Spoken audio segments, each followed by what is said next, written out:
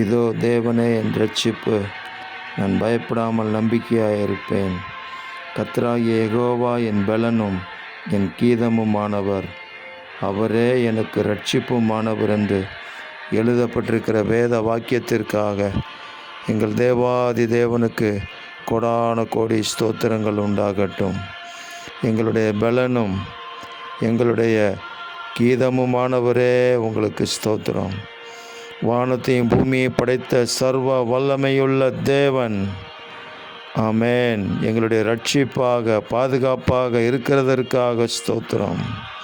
யெகோவா என்ற நாமத்தை உடைய தேவரீர் ஒருவரே பூமி அனைத்தின் மேலும் உன்னதமானவர் என்று மனுஷர் உணரும்படி தேவரீருடைய கரம் எங்களோடு கூட இருந்து ஒவ்வொரு நாளும் நடத்துவதாக.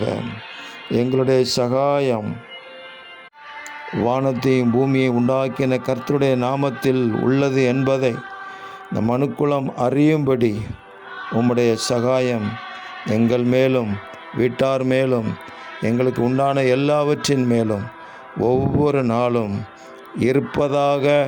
அப்படியே நீங்கள் இரக்கம் செய்து நடத்துவதற்காக ஸ்தோத்திரம். இரட்சகர் இயேசு கிறிஸ்துவின் நாமத்தில் ஜெபிக்கிறோம் பிதாவே.